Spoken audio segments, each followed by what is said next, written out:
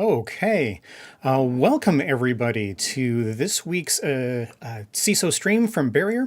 My name is Jordan Schroeder. I'm the managing CISO at Barrier, and today we've got a topic that I talk a little bit about off and on over the years, and I've talked with a lot of clients about this because this is a common situation that I run into, and a lot of people have some confusions on this, and it is about policies. And so we're going to talk today, we're going to spend about 10 minutes today talking about how to write security policies, how to approach the writing of security policies. I'm not going to get into actual content, but I'm going to talk about the approach and what doesn't work. And thank you for joining this live stream. If you have any chats, if you've had anything you want to say, put it in the chat. If you have any reactions, also put it there in the chat. I'd love to be able to respond to any questions that you might have. And here's me breaking the ice and putting something in the chat. So if you have anything you'd like to add, feel free. I'll try to answer any questions that come my way. All right.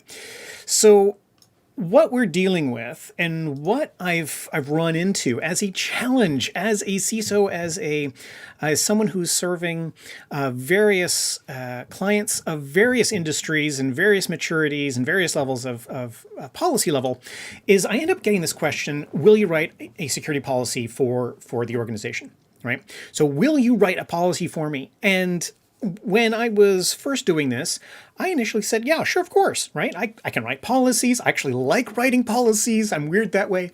And I wanted to be able to serve my clients. And so, yes, I got to know how the client worked, what the clients needed, and then I would write security policies.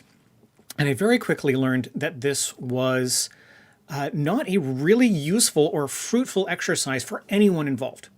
So one of the first organizations that I did this for, I cautioned them that this should probably be a collaborative effort. They should probably lead this because it's their policies, it's their risks, their concerns. And they said, no. You know, all the policies we've ever read, all the security policies we've ever read, we've ever seen, they're all pretty much the same. They're all pretty much generic. I mean, they're not really specific. So just put together a policy with a bunch of generic things and throw it in a policy, and we'll just put our logo on the top and change some of the organizational details, and it'll be fine. It'll be fine. And I was really incredulous, and I pushed back and I tried to counsel the client, but they were insistent. So I said, okay, so I wrote a set of policies, not just one policy, but I wrote a set of about a half dozen, and they were all interlinked and they all made sense together. They all connected together. And so I was really working hard to make sure that this was going to be a success for everyone. I did consultations with them and everything just to make sure that it was going to hit what they needed. I took these policies and then I presented the finished policies to the client. And they were just scowling through the entire thing. And, we don't like this, we don't like this, we don't like this, we don't like this, doesn't make sense for us, this doesn't make sense for us. And in the end, about 80% of the policies that I wrote, and they were solid policies, about 80% were rejected. Not because there was something wrong with the policy, but because the policy didn't fit them. And that is the point. That's the tricky point. That's the whole thing that gets to be a problem in this entire exercise in trying to borrow someone else's policies. Policies, the ones you read, the ones that are out there, the ones that are available to read, the ones that are published, they are deceptively simple.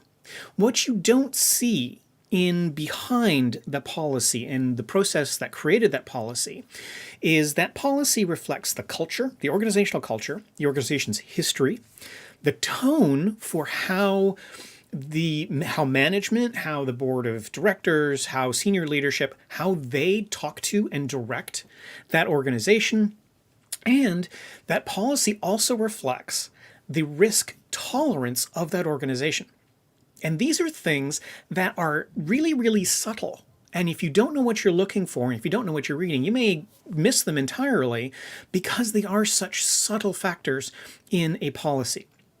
And so when you ask someone else to write a policy for you, or if you grab a policy from some other source and just slap your logo on the front and release it, the reason why that's not going to work and why that's going to create a problem is because it's not going to fit your organization.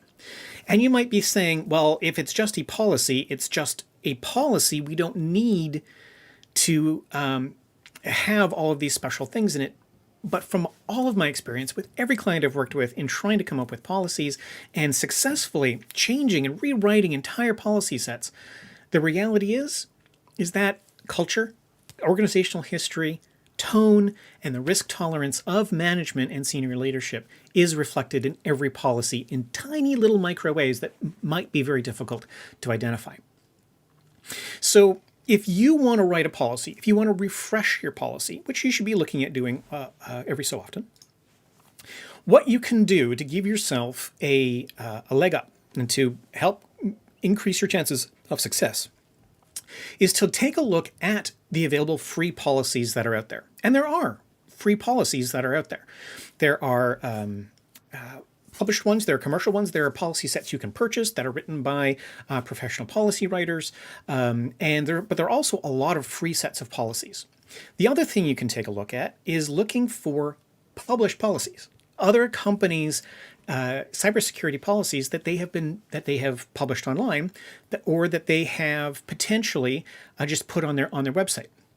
Universities are a great example of this. Because universities tend to be public, a lot of their policies are also public and freely downloadable. And when you're writing a policy, you want to know what to write or what to refresh or what to change, you primarily want to take a look at your risk registers. You want to take a look at the risks to your organizations because a policy is a control against a risk. So your risk registers have to be included. You have to be looking at these and looking at your history and looking at the history of the risks, looking at the history of what you've done to mitigate them, the incidents that you've had, the problems that you've had in the past, so that you can craft a policy to direct your organization on how to protect against those risks and how to control those risks in a meaningful way for you. So there's lots of free policies out there. There's commercial policies. I'm not seeing too many of those anymore. They used to be far more than there are now. There's a lot more that are free. Published policies and risk registers. The published policies. There's a trick. Published policies. There's a trick that I ran across that I still use to this day in how to find good published policies. I started thinking about years ago who might have great, well-written policies that might be freely available or posted on their websites. I started thinking about universities because they would be good, but universities may be hit or miss. How do I find the cream of the crop? How do I find the best? And it came to me that I'd want to be looking at universities that have absolute top-notch, world-class cybersecurity programs, because they're probably writing pretty good cybersecurity policies. Not all of them, but some of them do. And then I also wanted to look at schools that had a good public policy program, public policy schools, people that are trained and people who teach how to write policies of different types, because I thought they would probably have really good, well-written policies, and they do. So one of the places that I look to quite often, and they change their policies every once in a while, is the London School of Economics.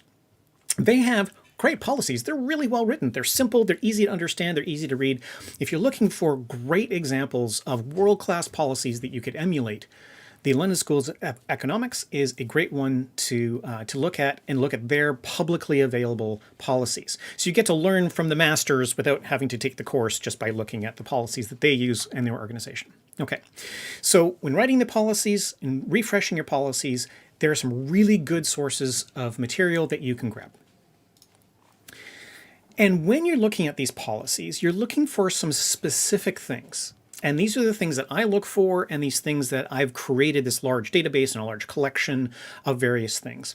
And that is, you want to look at for the different policy areas. What are the control areas that the policies include?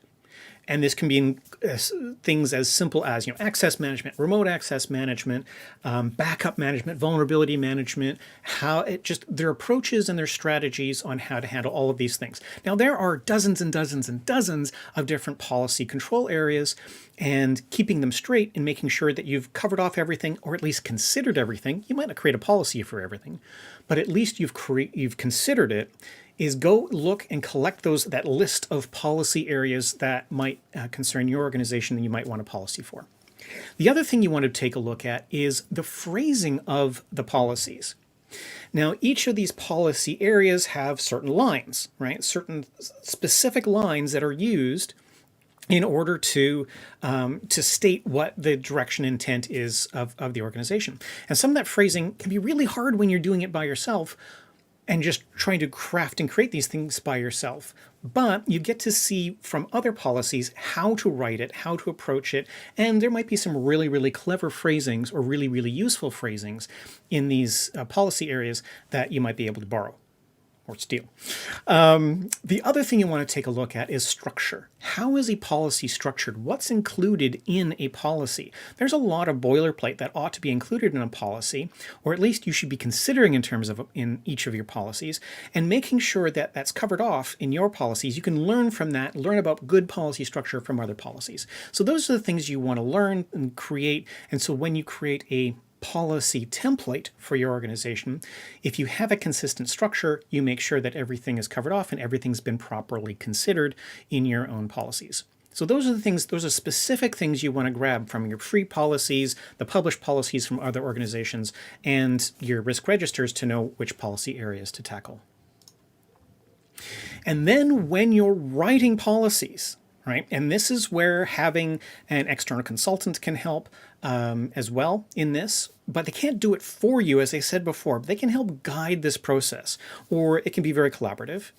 Is you want to make sure you've covered off your risk controls, right? So previously you've identified what risks you need to have policies for, what controls you want to have in place. So make sure you have policies for that. So you need to make sure they're properly covered off and easily findable within your policy set.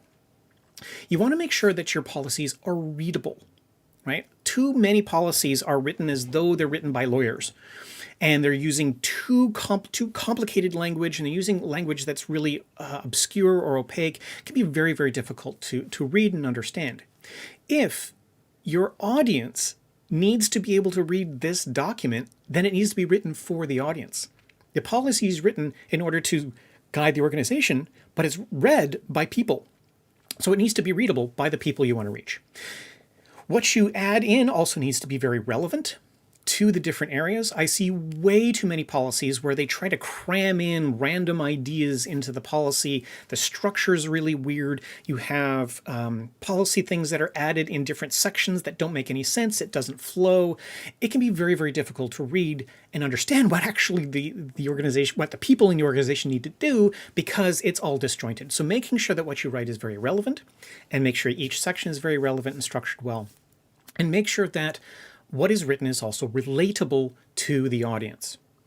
I also see as an error in a lot of policies where people write the policy and part of it is for staff, part of it is for third parties, part of it is for only senior management, part of it's only for the IT department, and it's all smooshed together in one policy document, and it's not separated out, this who it's for, right? You can address each of those different parties and more. You can have all different kinds of parties that might need to read this document, and you might include it all in one policy, but it is very important then to make sure that as you're writing it, you say, this is for staff, this is for management, this is for third parties, et cetera, et cetera, et cetera. And maybe even split up the policy so that the different parties can read their part in isolation to the parts that aren't relevant to them. And so you also need to make sure that once someone has read the policy, they know what to do, right? It's no good having a policy and where after someone's read it, they have no clue what they're supposed to do next. They have read the policy, they may be able to repeat some of the policy back to you. But if they don't know what to do, they don't know how this policy is supposed to modify how they operate, how they work, how they do their jobs, then the policy is a waste, right? It's a purely academic exercise that has no practical application. So you need to make sure that what you write is relatable to the audience so that they know what to do. All right. That is my quick whirlwind tour through policies and why having someone else write it for you is not going to work, because someone external to the organization just simply doesn't have all the context necessary to be able to write a good policy for your organization. But writing a good policy doesn't have to be a huge effort for you or a collaborative effort with an external party, and you can write very powerful, very relatable, very readable, very relevant policies in a very straightforward manner. And if you need help writing policies, if you need help looking for the areas in your policies or the gaps you might have in your policies, feel free to contact me at Barrier, and we would be happy to take a look at your policies and help you through your refresh or designing a new policy set or a new policy approach for your organization. Thank you very much for joining me. Hopefully you gained some insights and some tips for writing policies here in this edition of the CISO stream, and we look forward to seeing you next time.